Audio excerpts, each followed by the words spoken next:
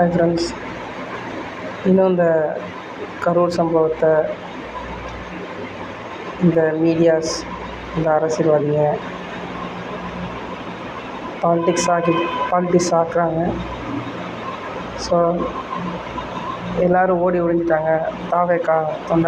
தாவேகா மாவட்ட செயலாளர்லாம் ஓடி ஒழிஞ்சிட்டாங்க அப்படிங்கிற மாதிரி வதந்தியை கிளப்புறாங்க. ஸோ தலைவர் ஆல்ரெடி சொல்லிட்டார், தாவேகா தொண்டர்கள் மேலே கை வைக்காதீங்க, நான் வீட்டில் வரட்டேன் இல்லை ஆஃபீஸில் வரட்டேன் அப்படின்ட்டு போல்டாக சொல்லிட்டார். ஸோ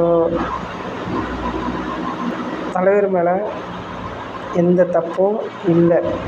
நாங்கள் ரசிகர்களாக நாங்கள் சொல்கிறோம், தலைவர் மேலே எந்த தப்பும் இல்லை. ஸோ ஓடி ஒளிகிற ஆள்லாம் தாவேகா தொண்டர்கள் கிடையாது.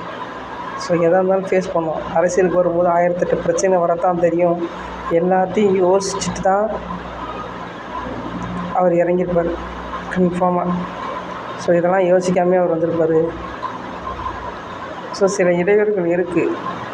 அடுத்த ஒரு பிரச்சாரத்தை பண்ண விடக்கூடாது அப்படின்ட்டு சில விஷக்கிருமிகள் இந்த செயலை செஞ்சுருக்காங்கன்னு நான் நினைக்கிறேன், என்னோடய தனிப்பட்ட ஒப்பீனியன். ஸோ இதை வச்சுக்கிட்டு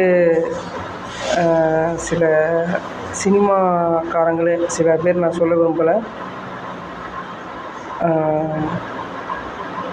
அவரை பற்றி தவறுதலாக பேசுகிறாங்க. ஸோ இது கண்டிக்கத்தக்கது. ஸோ அடுத்த தலைவரோட நகர்வு கொஞ்சம் வேறு விதமாக இருக்கும். அதை நாங்கள் எதிர்பார்க்குறோம். ஸோ பாதிக்கப்பட்ட குடும்பங்களுக்கு தலைவர் நேரடியாக பார்க்குறேங்கன்னு சொல்லியிருக்காரு, அதை செய்வார். அதுவும் இல்லாமல் அவர் என்ன தப்பு செஞ்சிட்டாருன்னு கேட்குறேன்.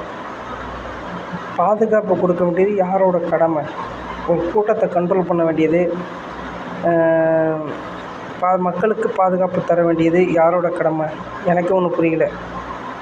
கட்சி மீட்டிங், அதாவது மாநாடு நடத்துகிறவங்க 7000 பேர் தான் வருவாங்க, 10,000 பேர் தான் வருவாங்கங்கிறது அவங்களுக்கு எப்படி தெரியும்? ஸோ ஏன் தலைவர் 7 மணிக்கே வரலன்னு சில கேள்விகள் எழுப்புகிறாங்க. ஏன் 7 மணிக்கு வரேன்னா அவனை ஹெலிகாப்டரில் வர முடியும்? மக்கள் வெள்ளத்தில் வந்துக்கிட்டு இருக்கும்போது அவர் கொஞ்சம் சில நகர்வுகளை அவர் சந்தித்து தான் வர முடியும். ஸோ அதை விட்டுட்டு அவர் ஏன் 7 மணிக்கு வரல, ஏன் அவர்